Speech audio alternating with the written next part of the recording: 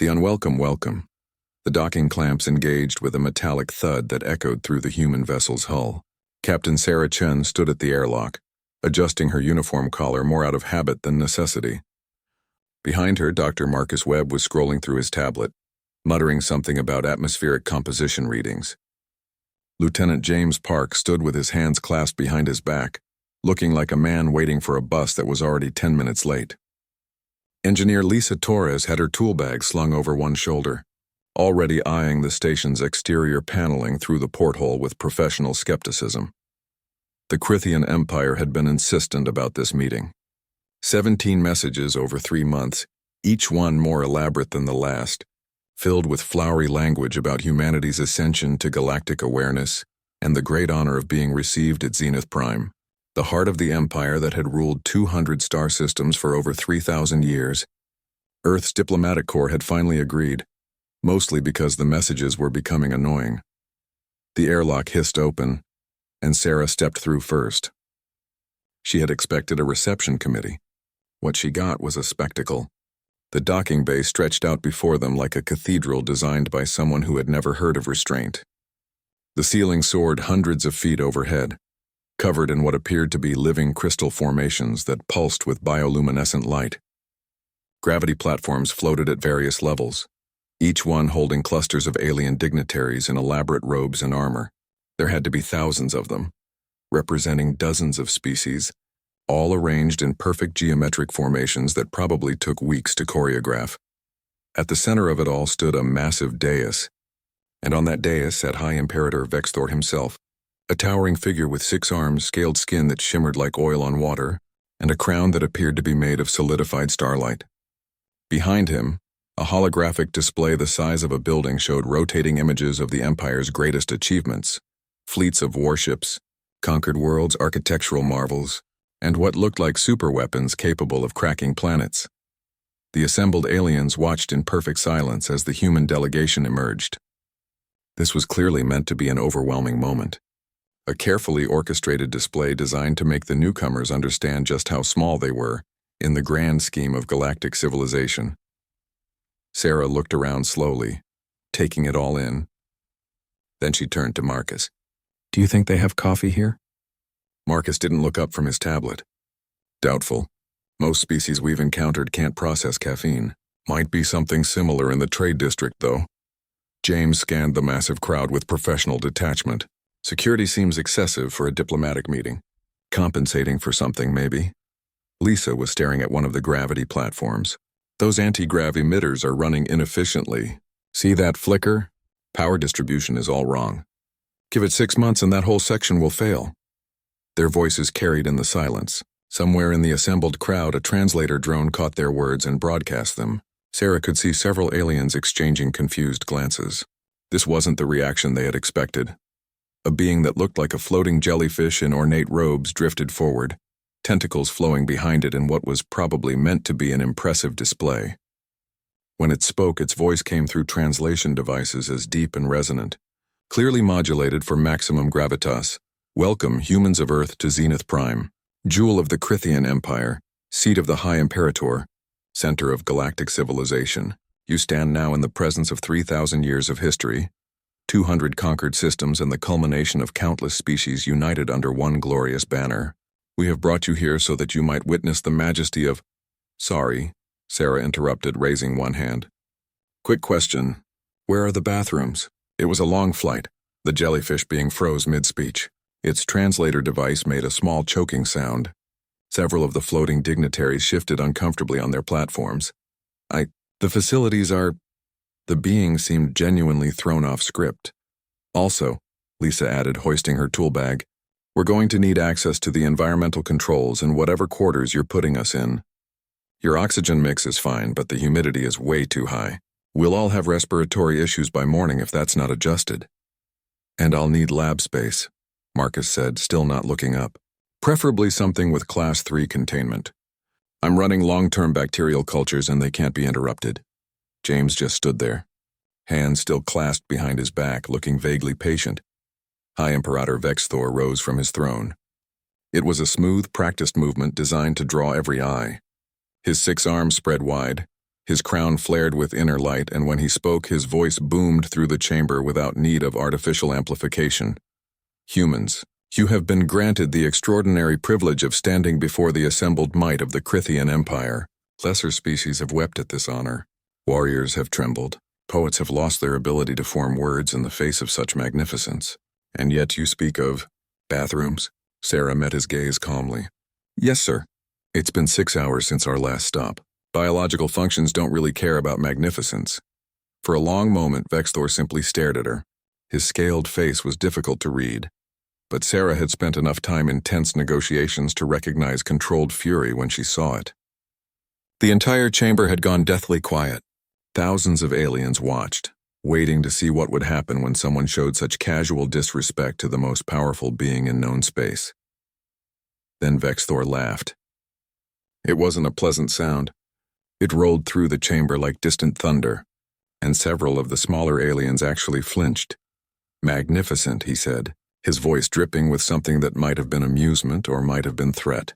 The humans are either incredibly brave or incredibly stupid. Perhaps we shall discover which before your visit concludes. Chamberlain, see to our guests' basic needs. We shall reconvene in the Grand Council chamber in one standard cycle. There we shall discuss the terms of Earth's integration into our empire. Integration? Sarah's eyebrow went up slightly. I think there's been a misunderstanding. We're here for initial contact and information exchange.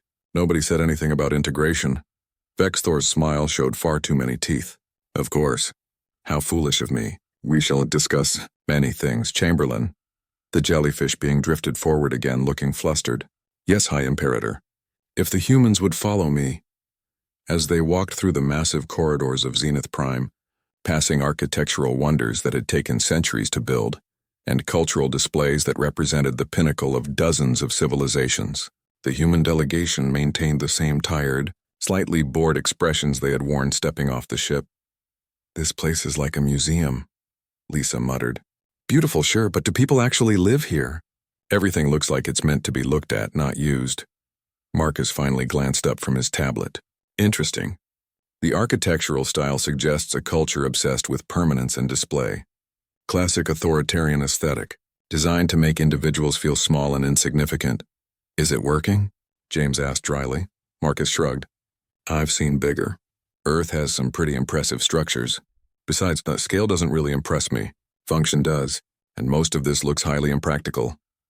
The Chamberlain's translation device made another small choking sound. The being had clearly been listening. It led them in silence after that, taking them deeper into the station until they reached a set of quarters that were, objectively speaking, magnificent. Vast rooms with windows overlooking the stars, furniture that seemed to be grown rather than built, holographic displays showing whatever scenery the occupant desired, and technology so advanced it bordered on the indistinguishable from magic. Sarah walked in, looked around, and sighed. The beds are going to be a problem. The Chamberlain's tentacles quivered. These are the finest accommodations in the station.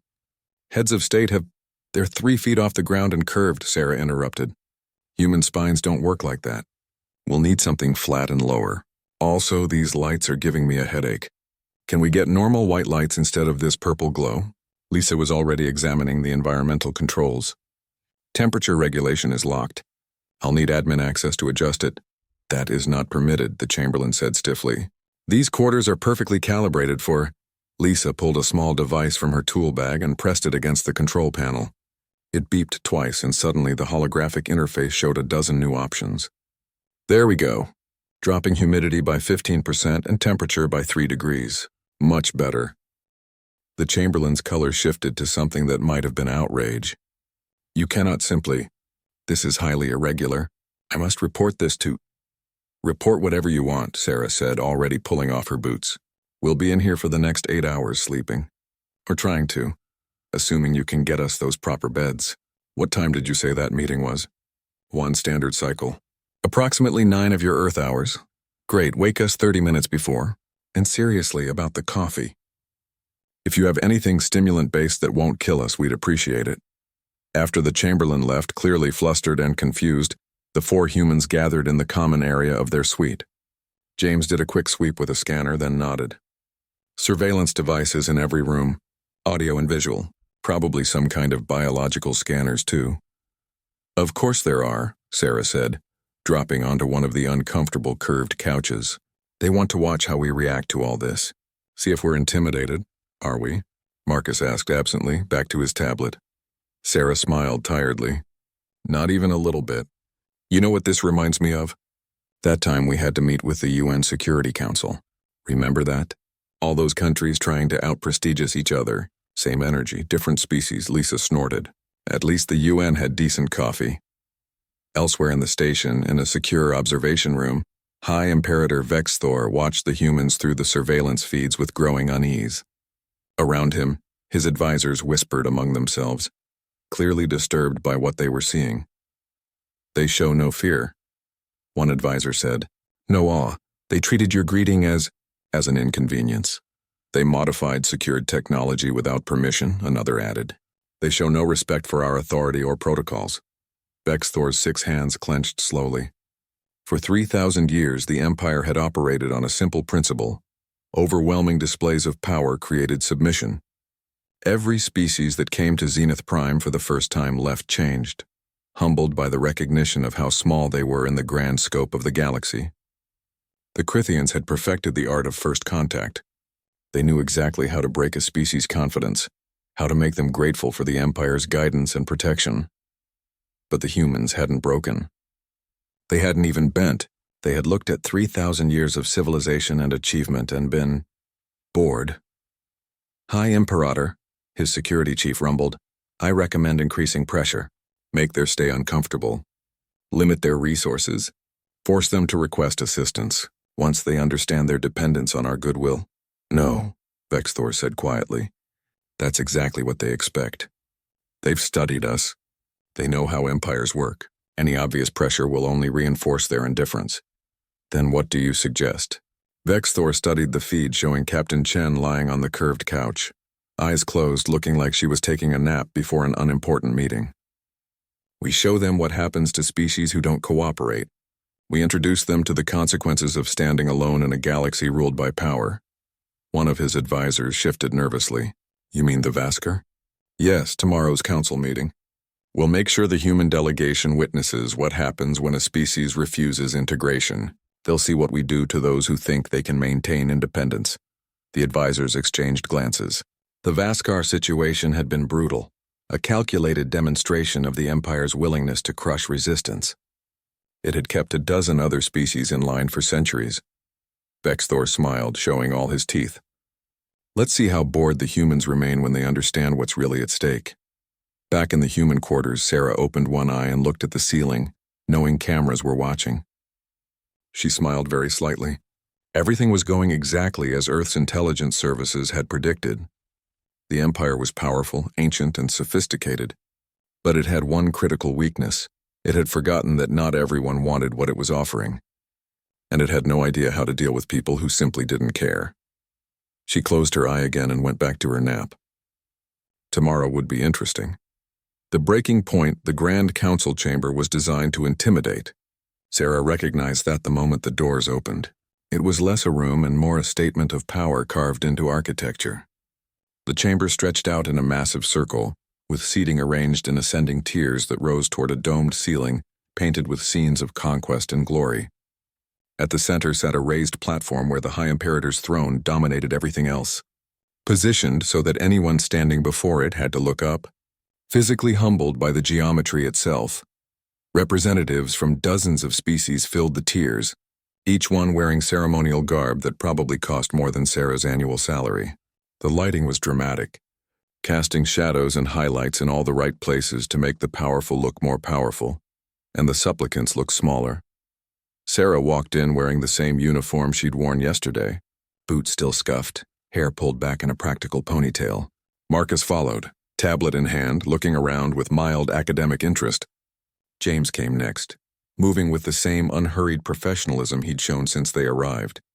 Lisa brought up the rear, and Sarah noticed she was actually taking pictures with a small camera, probably documenting the engineering. Please, a protocol officer said, gesturing to 4 seats positioned at the very center of the chamber floor, directly in front of the High Imperator's throne. The placement was obvious. Everyone in the room would be looking down at them, physically and symbolically. Sarah sat down. The chair was uncomfortable, probably by design. She crossed her legs and waited. Vexthor rose from his throne with theatrical precision. His 6 arms spread wide. His crown blazed with inner light, and his voice filled the chamber without any visible amplification. We gather today to welcome Earth's delegation and to discuss their place within our great empire. But first, we have other business to conclude. He gestured with one hand, and a section of the floor opened up. A platform rose from below, carrying 3 beings in chains. They were Vaskar, a species Sarah recognized from the briefing files. 4-armed, covered in short fur, with faces that reminded her distantly of Earth's big cats. They looked exhausted, beaten, and terrified. Behold, Vexthor announced, the price of defiance. The Vaskar colony of Temral refused integration into our empire. They claimed they wished to remain independent, to chart their own course. We offered them protection, prosperity, and purpose. They refused. And so, as is our right and duty, we reminded them of the consequences.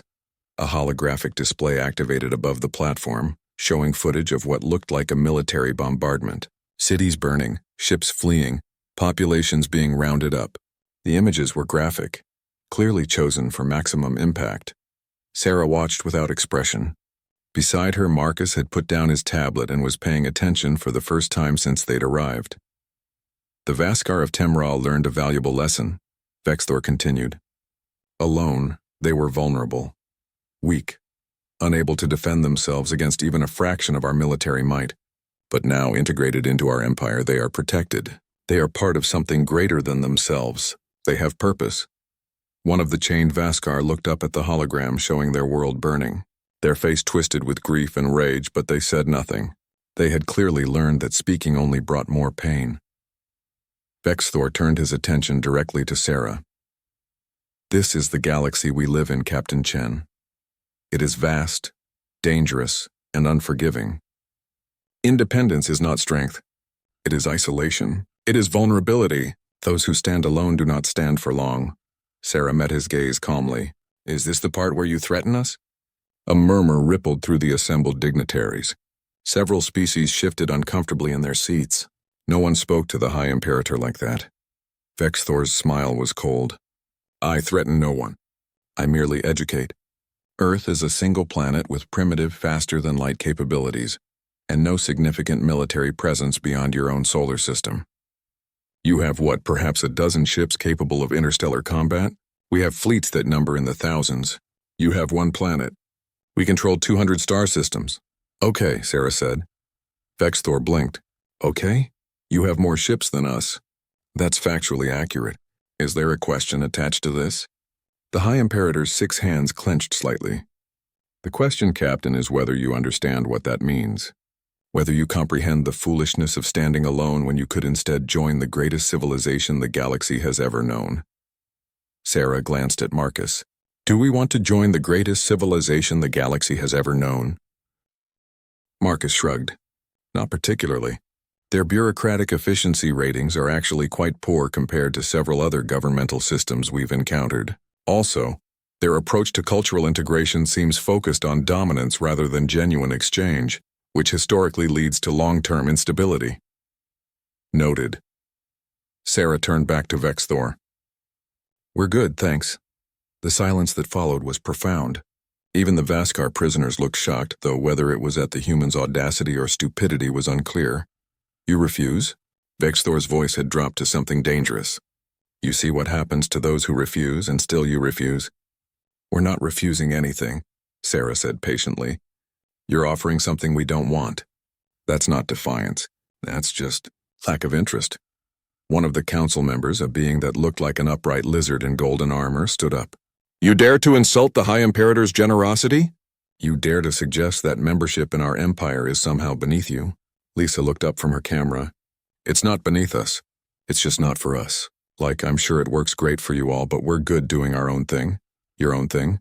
The lizard being's voice was incredulous. You have been in space for less than 50 of your years.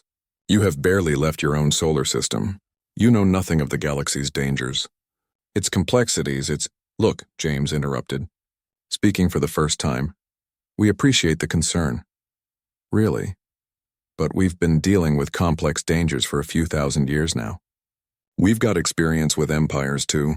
Built a few, watched them fall, learned some lessons. One of the big ones is that when someone tells you joining them is for your own good, it usually isn't. Vexthor descended from his throne, moving down to the floor level. It was clearly meant to be threatening, putting his full height and presence directly in front of the humans. He towered over Sarah, all 6 arms, all that ancient authority, all that barely contained violence. "You think you are clever," he said softly. "You think your indifference is a shield. But let me be clear, Captain Chen. The galaxy does not care about your feelings. It does not care whether you are impressed. It only cares about power. And you have none." Sarah stood up slowly. She was nearly 2 feet shorter than Vexthor, but she didn't look away. "You're right. We don't have fleets that number in the thousands. We don't control hundreds of star systems. But you know what we do have?" "What?" Vexthor's voice was mocking. "Options. We can walk away. Right now. Go back to our one little planet and our dozen ships and just not participate in any of this." She gestured around the chamber. "You've built this entire structure on the assumption that everyone wants what you're offering. Protection, membership, purpose. But what happens when someone doesn't want it? What's your play then?" Vexthor leaned in closer. "Then we make them want it. By bombing their cities?" Marcus asked, nodding toward the Vaskar prisoners. "By forcing submission? That's not civilization. That's just conquest with better marketing."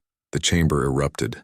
Dozens of council members stood, shouting in their various languages, translation devices struggling to keep up with the chaos. Some were defending the Empire. Others seemed genuinely shaken by the humans' words, and a few were clearly worried about what this meant for their own positions. Vexthor raised one hand and silence fell instantly. That, Sarah noted, was real power. The theatrical displays were one thing, but the ability to command instant obedience with a gesture meant these people genuinely feared him. "You wish to leave?" Vexthor asked quietly. "To return to your isolated little world and pretend the galaxy doesn't exist?" "Pretty much," Sarah agreed. "This has been educational, but we're not interested in integration, membership, or whatever euphemism you're using for absorption. Earth will maintain its independence. If you want to establish trade relations or cultural exchange programs, we can talk about that. But we're not joining your empire. And if we don't allow you to leave?" James stood up, and for the first time his expression shifted from patient boredom to something harder. "Then you'll have made a very specific choice, High Imperator. Right now we're just a minor planet you barely noticed. We're not a threat, not a prize, just 4 humans who came to a meeting and got bored. But the second you try to keep us here against our will, you make us something else. And what would that be?" "A problem." Vexthor laughed, and this time it was genuine. "A problem? 4 humans with no weapons, no fleet, no support, trapped in the heart of my empire. You are not a problem. You are barely an inconvenience." Sarah reached into her jacket pocket and pulled out a small data chip. She held it up between 2 fingers. "This contains documentation of everything we've seen here. The Vaskar bombardment, your forced integration policies, the surveillance of our quarters, all of it. We've been transmitting continuously since we arrived. Earth has every conversation, every threat, every single thing that's happened here." "So?" Vexthor's expression was dismissive. "You think your primitive broadcasts reached your planet? We've been jamming your communications since you docked." "We know," Marcus said. "That's why we didn't use transmissions. We used quantum-entangled particles, instantaneous communication. Impossible to jam because there's no signal to intercept. It's a technology we developed about 15 years ago. Expensive, but useful for situations exactly like this." The color drained from Vexthor's face, or whatever passed for it among his species. Sarah continued calmly. "Right now Earth knows everything, and they've already started sharing it. Not just with our own people, but with every species in the galaxy we've made contact with. Unaligned worlds mostly, the ones on the edges of your empire who maybe aren't so happy about being integrated. The ones who might be wondering if independence is actually possible." "You're bluffing," Vexthor said, but his voice lacked conviction. "Maybe," Sarah agreed. "But are you willing to take that risk? Because here's the thing about humans. We're really good at documentation. We've been recording history for thousands of years. We know the power of a good story, especially when it's true. And the story of the mighty Krithian Empire threatening 4 unarmed diplomats who just wanted to go home. That's a great story." One of the council members, an elderly being who hadn't spoken yet, stood up slowly. High Imperator, perhaps we should reconsider our approach. If what they say is true, then forcing them could create significant complications with the outer colonies. The outer colonies are under control, Vexthor snapped. Are they? Another council member asked. The Temral situation has already caused unrest in 3 neighboring systems. If word spreads that we're now holding Earth's diplomats hostage, Vexthor's 6 hands were trembling slightly. Sarah could see the calculation happening behind his eyes. He had built an empire on overwhelming force and the assumption that everyone could be intimidated or bought. The humans had just proven they were neither intimidated nor interested in being bought. You may leave, he said finally, each word precise and cold. But understand this, Captain Chen. You have made an enemy today. The Crithian Empire does not forget insults. Sooner or later you will need something from us. Protection, technology, resources. And when that day comes, we will remember this conversation. Sarah smiled slightly. High Imperator. The thing about us humans is that we're really good at not needing things. We spent most of our history isolated on one planet, fighting ourselves, surviving disasters, making do with what we had. We've got a lot of practice at being self-sufficient. So maybe we'll need something from you someday, or maybe you'll need something from us. Either way, we'll still be here on our one little planet doing our thing. She turned to her team. Let's go home. They walked out of the Grand Council chamber in the same unhurried way they'd entered. Behind them, the chamber erupted again in chaotic debate. Some species were clearly inspired by what they'd seen. Others were terrified of the implications. And the High Imperator sat on his throne, looking like a man who'd just realized the foundation of his power had a crack in it. As they made their way back toward the docking bay, Lisa leaned over to Sarah. Did we actually set up quantum entangled communication? Of course not, Sarah said quietly. That technology doesn't work over these distances yet. We've got maybe another decade before we solve that problem. Marcus looked up from his tablet, actually surprised. So we were bluffing? Completely. But they don't know that. And more importantly, now they're afraid they don't know that. Fear of the unknown is way more powerful than fear of the known. James allowed himself a small smile. So what happens when they figure out we were lying? By then it won't matter, Sarah said.